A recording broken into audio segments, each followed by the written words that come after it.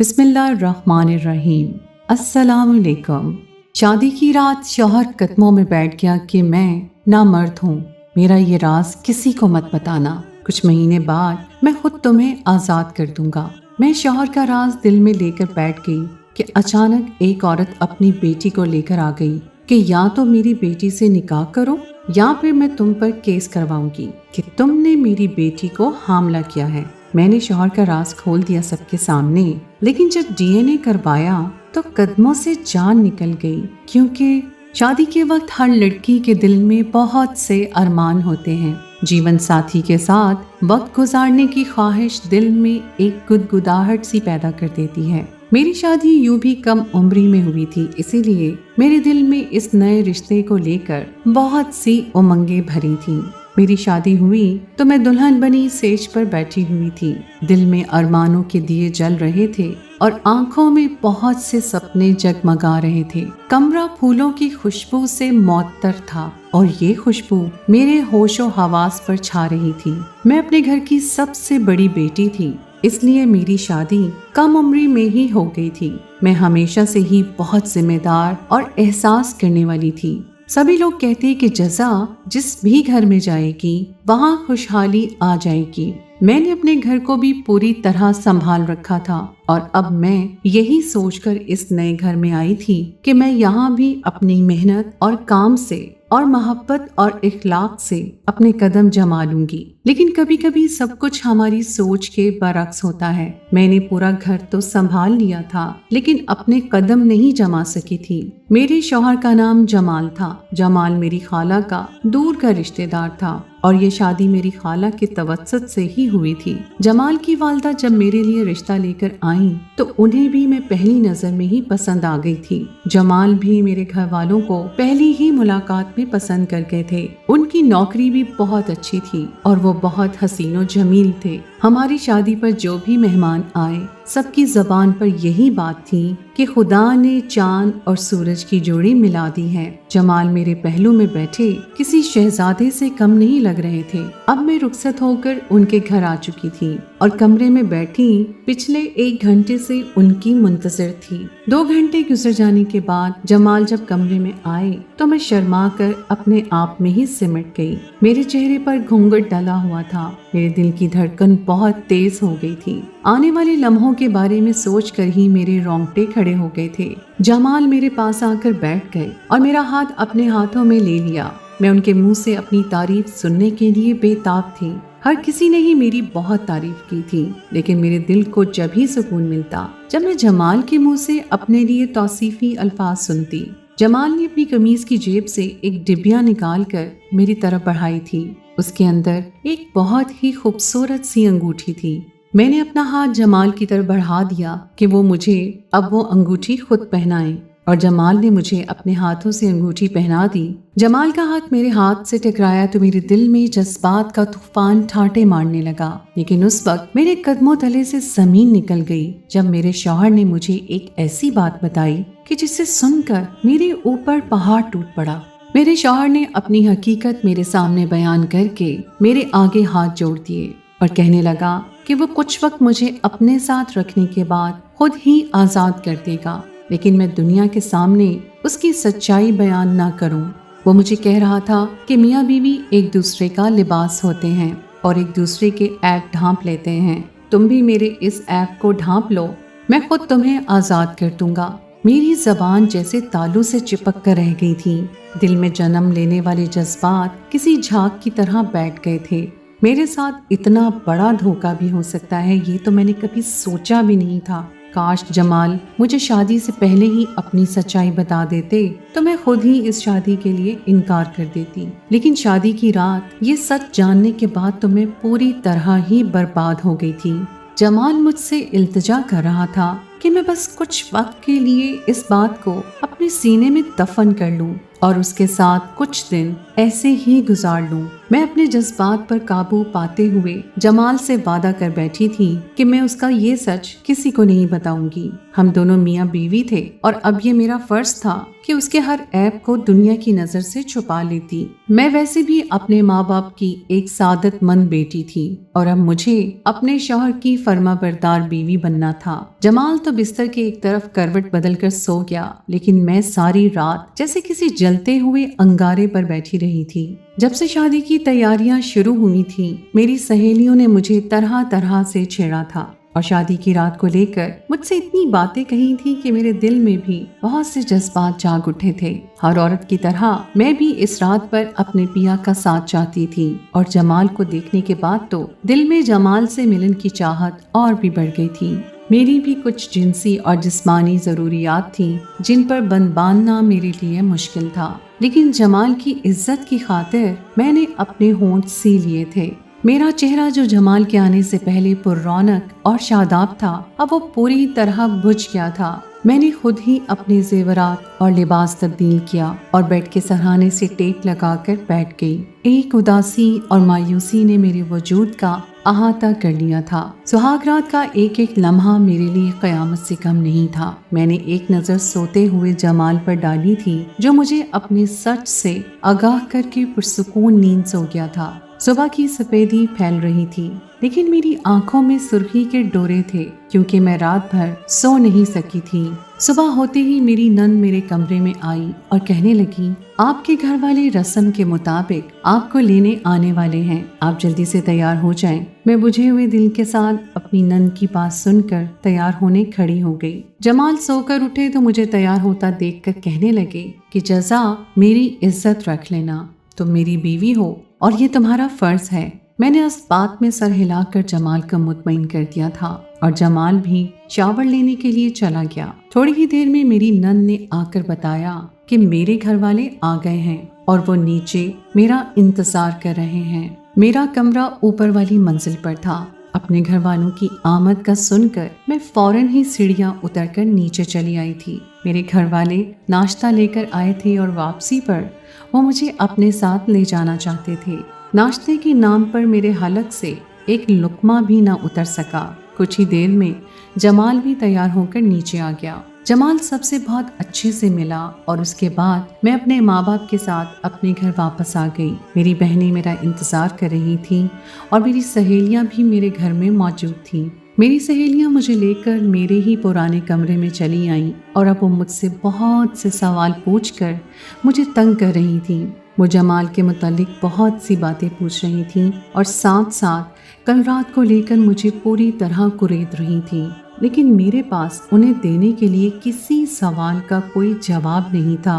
میں نے بہت مشکل سے یہ کہہ کر انہیں اپنے کمرے سے نکالا کہ میں بہت تھکی ہوئی ہوں اور مجھے نیند آ رہی ہے۔ میری اس بات پر وہ شور مچاتی ہوئی کمرے سے باہر نکلی تھی۔ ان کے جاتے ہی میں نے کمرے کا دروازہ بند کر دیا اور اپنے تکیے میں منہ چھپائے رونے لگی تھی۔ میں اپنے دل کی بات کسی سے نہیں کہہ سکتی تھی، لیکن میرا دل بہت زیادہ غمزدہ تھا اور میں اندر ہی اندر گھٹ رہی تھی۔ میں سارا دن اپنے کمرے میں بند رہی اور سب یہی سمجھتے رہے کہ میں اپنی نیند پوری کر رہی ہوں، اس لیے کسی نے مجھے پریشان بھی نہ کیا۔ شام ہوتے ہی جمال مجھے لینے کے لیے آ گئے تھے اور میں بنا کسی کو کچھ بتائے جمال کے ساتھ واپس اپنے سسرال چلی گئی تھی۔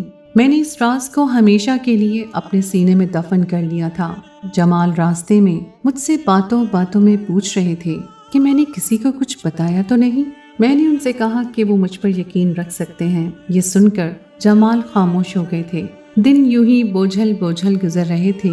میں نے جمال کا پورا گھر سنبھال لیا۔ میں سارا وقت گھر کے کام کاج میں مصروف رہتی اور رات کو جب جمال گھر لوٹتے تو جمال کو دیکھ کر میرے دل میں عجیب سی آگ جل اٹھتی۔ میرے ہوتے ہوئے بھی وہ میرے نہیں ہو سکے تھے۔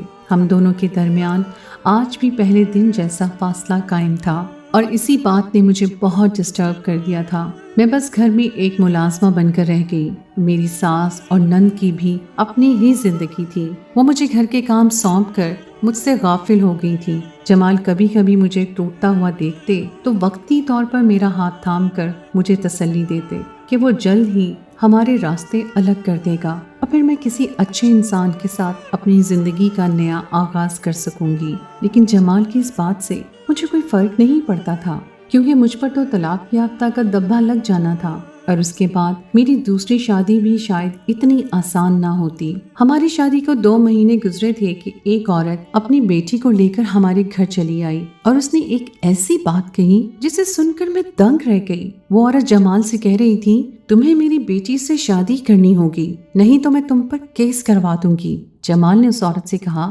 کہ آپ ابھی اور اسی وقت میرے گھر سے نکل جائیں، میں ابھی آپ سے کوئی بات نہیں کرنا چاہتا۔ لیکن وہ عورت جانے کے بجائے الٹا جمال کو دھمکیاں دینے لگی۔ اس نے ایک ایسا انکشاف کیا کہ میرے قدموں تلے سے زمین نکل گئی۔ وہ کہہ رہی تھی کہ اس کی بیٹی حاملہ ہے اور اس کے بچے کا باپ جمال ہے۔ جمال کی اماں اور بہن نے حیرانی سے جمال کو دیکھا اور پوچھا کہ یہ سب کیا ہو رہا ہے، لیکن جمال کوئی جواب دینے کے بجائے خاموشی سے کھڑا تھا۔ اس کی اماں نے دوبارہ وہی بات پوچھی، لیکن جمال نے کوئی جواب نہ دیا۔ مجھے ان دونوں ماں بیٹی پر بہت غصہ آ رہا تھا، جو نہ جانے کیوں جمال پر الزام تراشی کر رہی تھی۔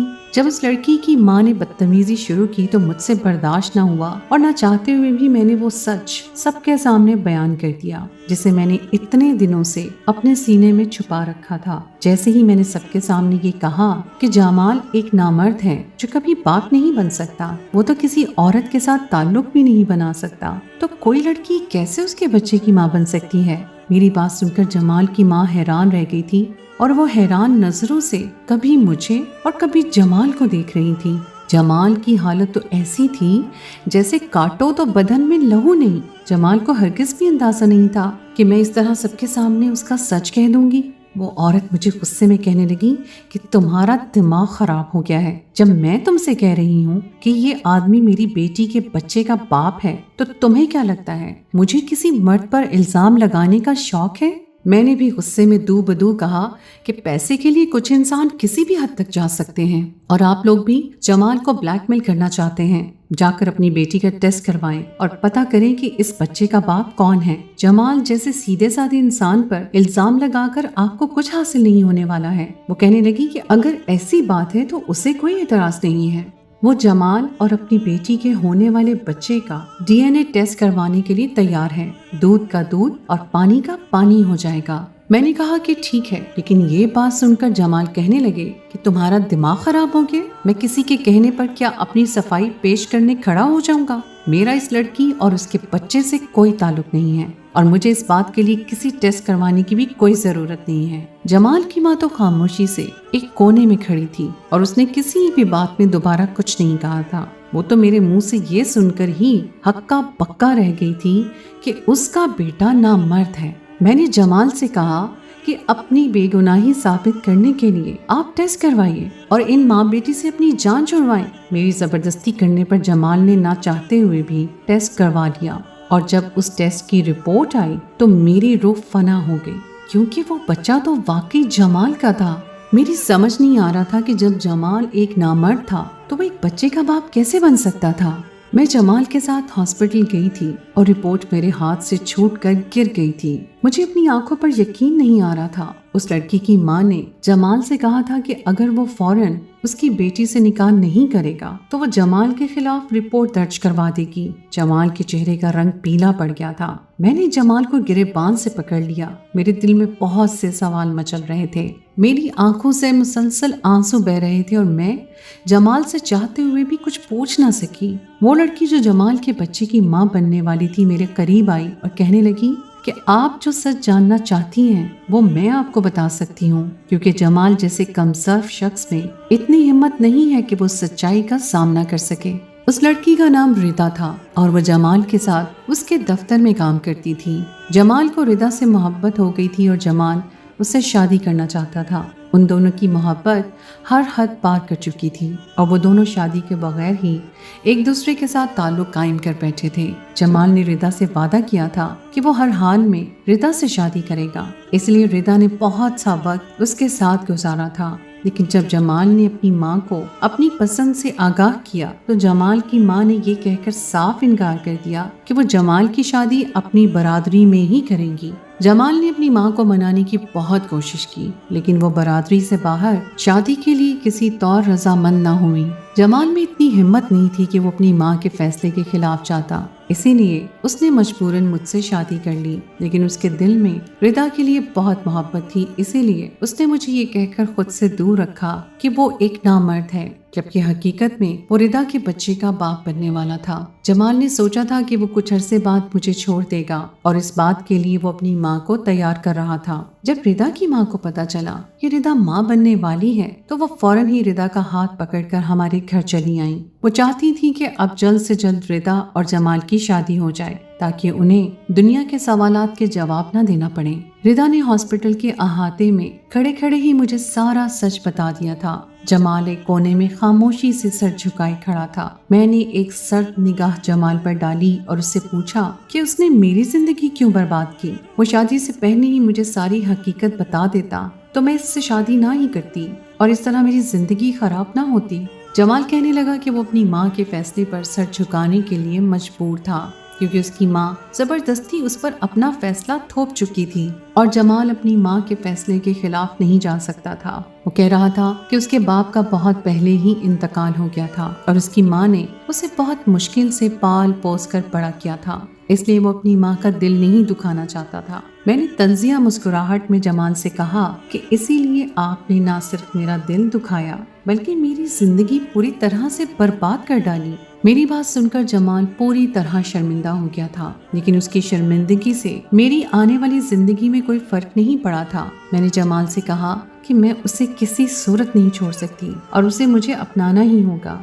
वो चाहे तो रिदा से दूसरी शादी कर सकता है, लेकिन उसकी पहली बीवी मैं ही रहूंगी।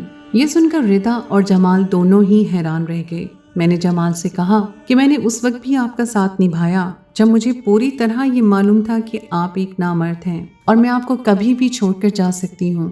मैंने रिदा से कहा कि मुझे तुम्हारी और जमाल की दूसरी शादी पर कोई एतराज नहीं है, लेकिन तुम्हें भी मेरा वजूद कबूल करना होगा। ये सुनकर रिदा कहने लगी कि उसे इस बात पर कोई एतराज नहीं है। वो नहीं चाहती कि उसकी वजह से मेरे साथ कोई ज्यादती हो। जमाल को भला क्या एतराज हो सकता था, उसे तो जजा और रिदा दोनों ही एक साथ मिल गई थी। जब हम अस्पताल से लौटकर घर आए तो जमाल की माँ हमारे ही इंतजार में बैठी थी।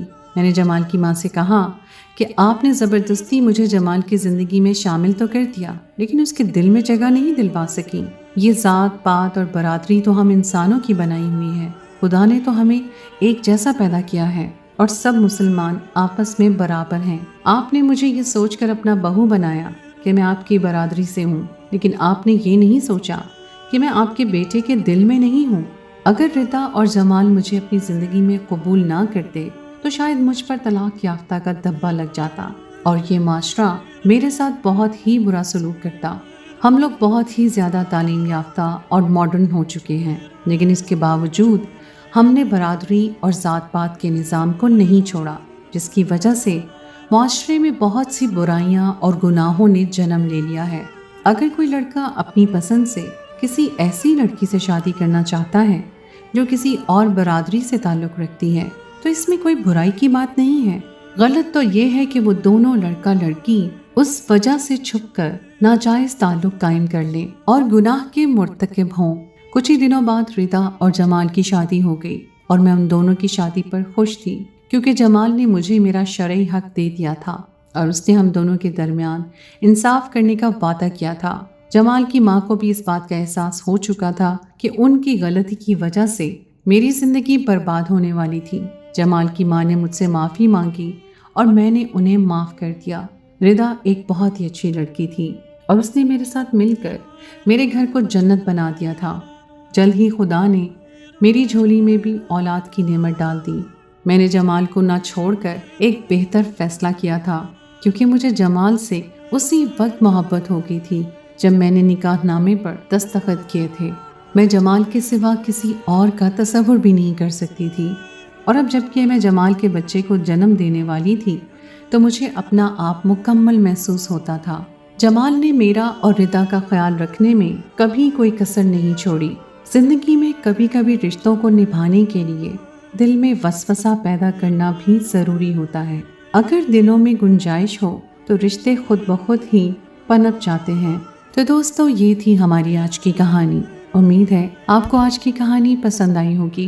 کہانی اچھی لگے تو اسے لائک ضرور کیجیے، اپنے دوستوں کے ساتھ شیئر کیجیے، اور اگر آپ نے ابھی تک میرے چینل کو سبسکرائب نہیں کیا تو اسے فوراً کر لیجیے، اور ساتھ ہی لگے بیل کے بٹن کو پریس کر دیں تاکہ آپ کو میری آئندہ آنے والی کہانی کا نوٹیفیکیشن فوراً مل سکے. اگلی کہانی تک کے لیے مجھے اجازت دیجیے.